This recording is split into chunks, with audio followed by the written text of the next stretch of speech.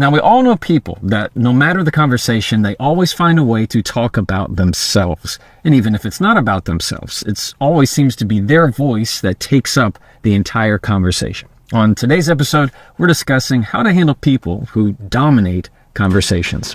Welcome to the Jefferson Fisher Podcast, where I'm on a mission to make your next conversation the one that changes everything. If you enjoy learning tools to improve your communication, I'm going to ask you to follow this podcast. And if you would, please leave a review. If you have a suggestion for any kind of topic that you'd like to see covered, just throw it in the comments and I'll be sure to read it. I also want to let you know that my new book, The Next Conversation, is officially out for pre-order, and you can find links down there in the show notes.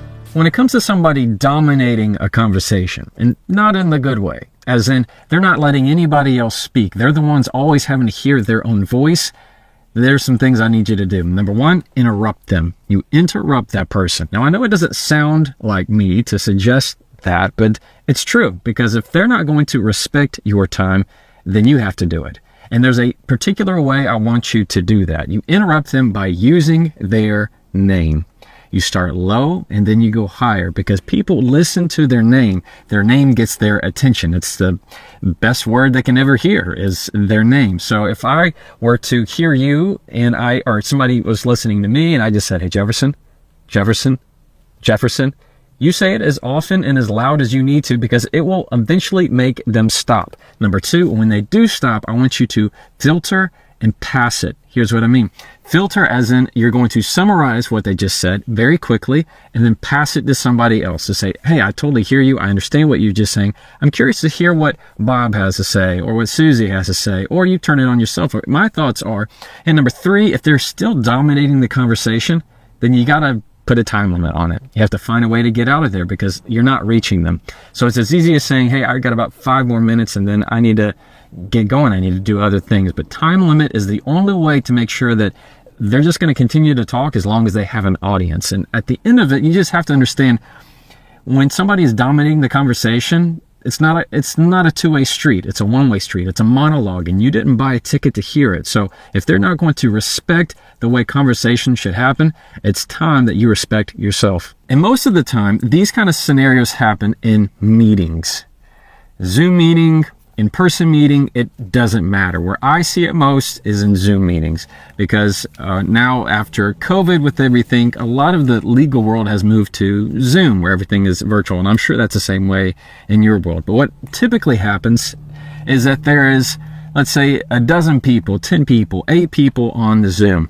And before you know it, it's just one person talking the entire time. It's one person who always has an opinion. It's one person who always has to feel like they're contributing to the conversation way more than their share. And they think truly inside themselves, they just don't have the emotional intelligence to realize that people aren't really, they're kind of getting tired of you talking the entire time. That filter isn't there for them. So they keep talking the entire time. And in meetings especially, you have to make sure that person doesn't do that, because it'll just kill your meeting. It'll ruin it. It will reduce productivity. It will get people aggravated. You know that feeling where all of a sudden they need to comment again and everybody kind of lets out a sigh like, oh, great, this person again. Oh, geez, I wish we could just go. It'll absolutely ruin your meeting and the productivity and where you want to go. So when that kind of thing happens, you have to step out in front of it the first time.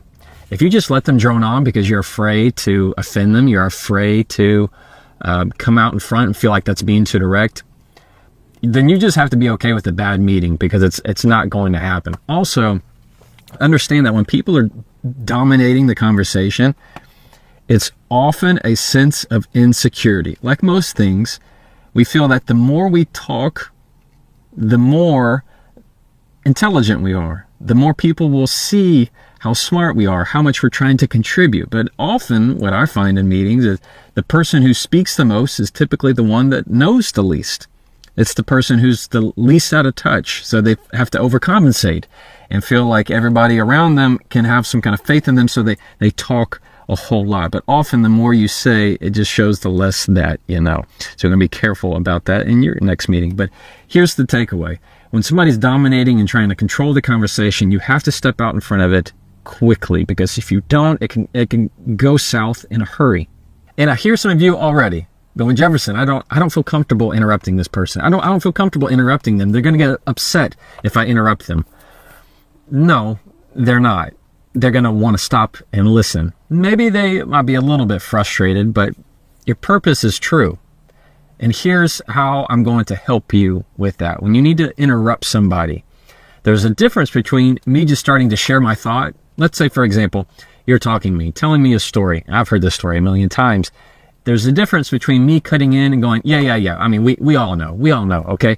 And then just ignoring you and continue to go on with my thought. That's going to upset you, right? That's going to make you feel like, oh, they just interrupted me. They just cut me off. But if I were to use your name and say, Jefferson, I need to interrupt you, all of a sudden, it doesn't feel like an interruption because I told you what it is. I told you that I'm interrupting you. And I know we've discussed this before on the podcast on how to handle interruptions, but it's the same true for people who dominate conversations. If I tell you that I'm interrupting you, if I say, I know I'm interrupting, or I need to interrupt you, nobody takes offense to it because here you're acknowledging what you're doing. It's the acknowledgement of the formality. Say, yes, I understand. Typically, I should not be interrupting. I should be hearing you out. And in this case, you have to, because they're not respecting the formality of I say something, then you say something. I say something, you say something. It's just all about them. So if you think about it in a pie chart, there's these people who control the conversation to hear their own voice a lot of ways, and they're totally fine with taking up 98% of the pie and leaving 2% to you. Really, for that 2% to tell them how great they are or how smart they are. We're not going to be doing that. Here, it's as simple as using their name because it's going to get their attention. They're going to perk up to that. So when you say, hey, Jefferson, it's going to automatically turn to you.